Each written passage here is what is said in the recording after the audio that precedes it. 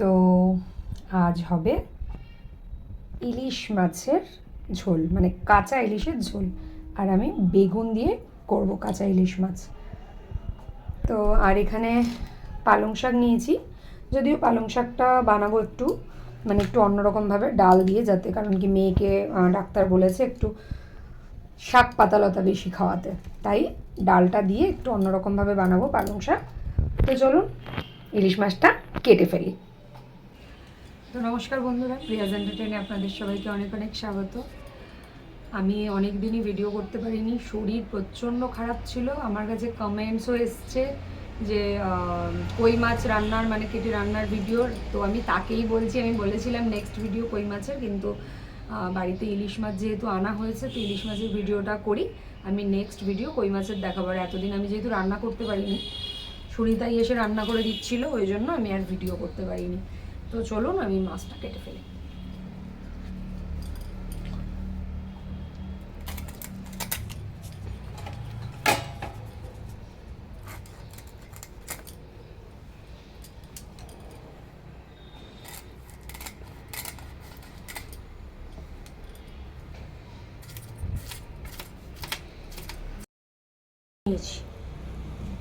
আমার ইলিশ মাছ কাটতে খুব ভয় লাগে, কারণ টেরা বেঁকা পিস হয়ে গেলেই ব্যাস গেল। মাছটা ভালো, বেশি মানুষ তো না আমরা, এই কজন, পিস টেরা হয়ে যায় ইলিশ মাছের কাটতে গেলে, তাও ছোট সাইজ, তাই আমার এই অবস্থা। বড় হলে কি হতো।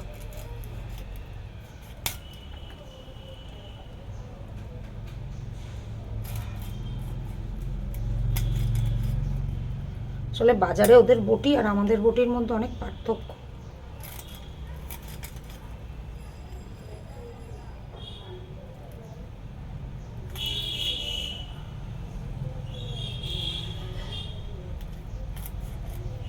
এই জায়গাটা কেটে দিতে হয়, বলে কিছু জায়গায় নাকি বালি থাকে।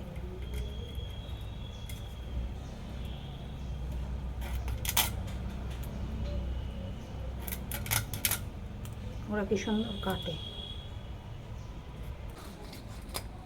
না, এটাও ভালো, একদম লাল লাল। তেলগুলো বের করলে ওই এইভাবে ইয়ে করে নিই, তারপর বের করে নেবো।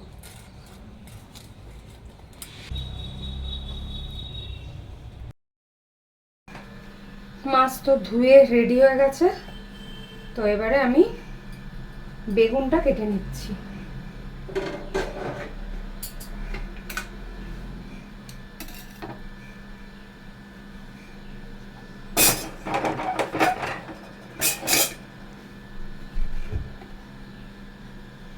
নিজে কিচেনে কাজ করা আর অন্য কেউ করা অনেক পার্থক্য। আমার কিচেন সব এদিক ওদিক হয়ে গেছে।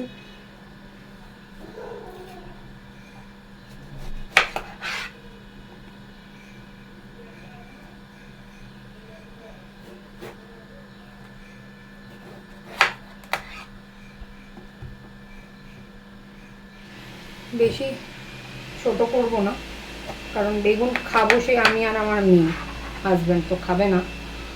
তো বেগুনগুলোকে এরকম করে দিচ্ছি, কিন্তু অনেক বড় হয়ে যাচ্ছে, তারপর একটু পাতলা করে দিই, তো ভালো লাগবে না আমার। না, ইলিশ মাছের জানো তো এইরকম কাঁচা ঝোল আমার বেশি ভালো লাগে, মানে যেরকম আমি বানাবো।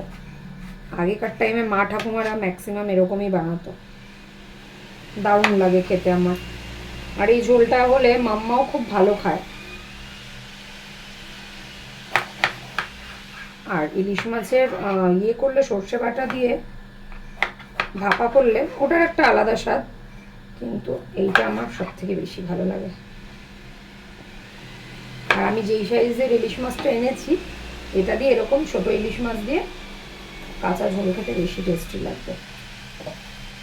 এবার বেগুনগুলো ধুয়ে আমি কড়াই তেল দিয়ে কড়া রেডি করে নিচ্ছি। পালং শাকটা পুরো নেব না, পালং শাকটা অল্প একটু নেব, আর বাকিটা রেখে দেব। অর্ধেকটা নিই।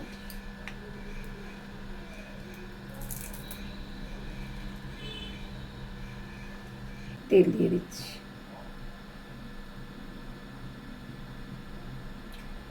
খুব একটা বেশিও তেল দিলাম না।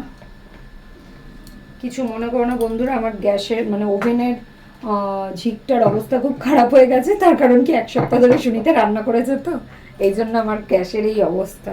এবার এটাকে আমার ঠিক করতে হবে। আজকে থেকে আমি পুরোপুরি কিচেনে ঢুকলাম। অ্যাকচুয়াল সম্পূর্ণ পুরো বেড রেস্ট ছিলাম, মানে কিছু করতে পারছিলাম না।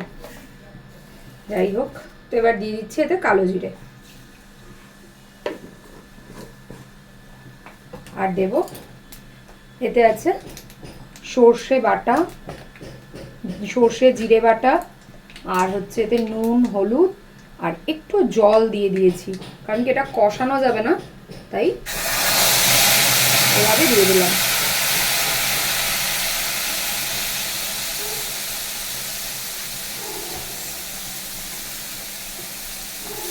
সামান্য একটু জল দিয়ে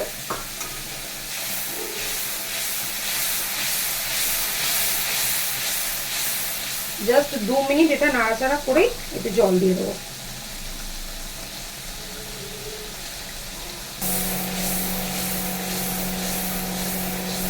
ঝোলটা আর কিন্তু এই হালকা সামান্য একটু মশলা দিলে না এর টেস্টটা আরেকটু বেড়ে যায়। তো এবার জল দিয়ে এটা ফুটতে দিয়ে দেবো।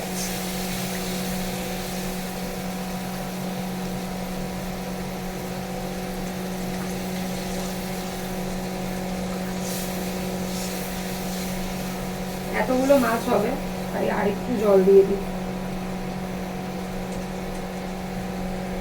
এ বাবা, কথায় কথায় দেখো আমি কত বড় ভুল করে ফেললাম।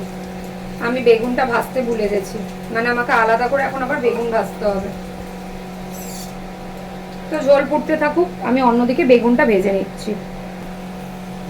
ওদিকে কড়াই তেল গরম হয়ে গেছে, মানে দিয়ে দিচ্ছি বেগুনগুলো।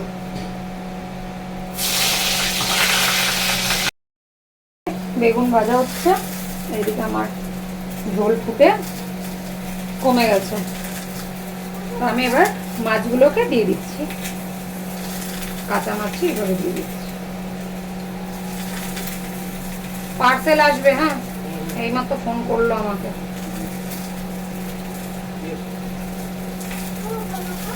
এবার কই, এখানে দেখতে পাচ্ছি না তো কাছি। ওই দেখ, ইলিশ মাছ খাওয়ার লোভে কোথায় এসে বসেছে ও। একে এরা কি খেতে দেয় না নাকি? এসে এসে দেখো এইখানে জানলা দিয়ে ঢুকবার জন্য। কি ব্যাপার, খাবি মাছ?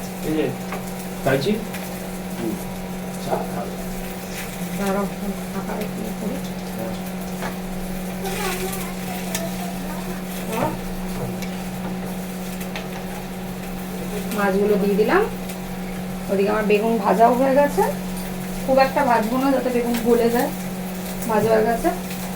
এবার আমি দেবো এতে কাঁচা লঙ্কা চিড়ে চিড়ে দিয়ে দেবো। খুব বেশি কাঁচা লঙ্কা চিড়ে দেবো না, কারণ কি আমার মেয়ে খাবে, ঝাল হয়ে যাবে। কাঁচা লঙ্কাগুলো বাকিগুলোকে গোটা গোটা দিয়ে দেবো।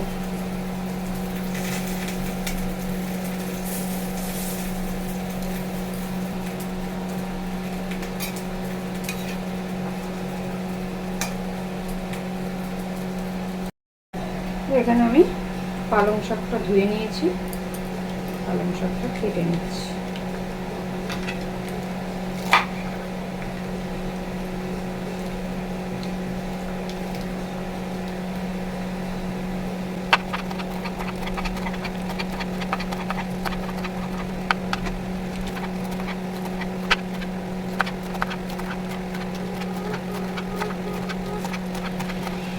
আমি খুব বেশি ভাজিনি, হালকা ভেজেছি, না তো গলে গেলে আবার আমাদের বাড়ির মানুষ খেতে পারবে না, ওই জন্য হালকা ভেজেছি।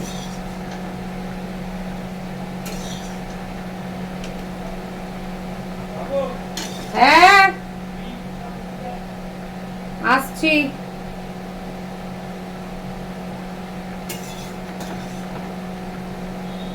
চলো এবার ওইদিকে আমি ডালটা বসিয়ে দিই। আমার তরকারি একদম রেডি, এবার তরকারি নামিয়ে নিচ্ছি। এই কড়াটার মধ্যে বেগুন ভেজে এতে মাছের তেলটা ভেজেছিলাম, এর মধ্যেই ডাল ধুয়ে নুন হলুদ দিয়ে সেদ্ধ বসিয়ে দিলাম। ডালটা সেদ্ধ হোক, তারপরে আবার আসছি। ডাল আমার একদম সেদ্ধ হয়ে গেছে।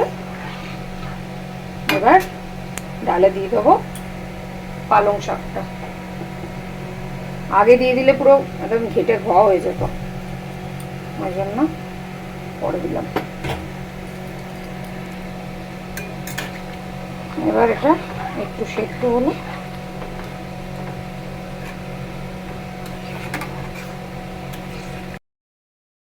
আমার পালং শাকও সেদ্ধ হয়ে গেছে। তো ডাল একদম রেডি। এবার এটা শুধু সোমবার দিতে হবে।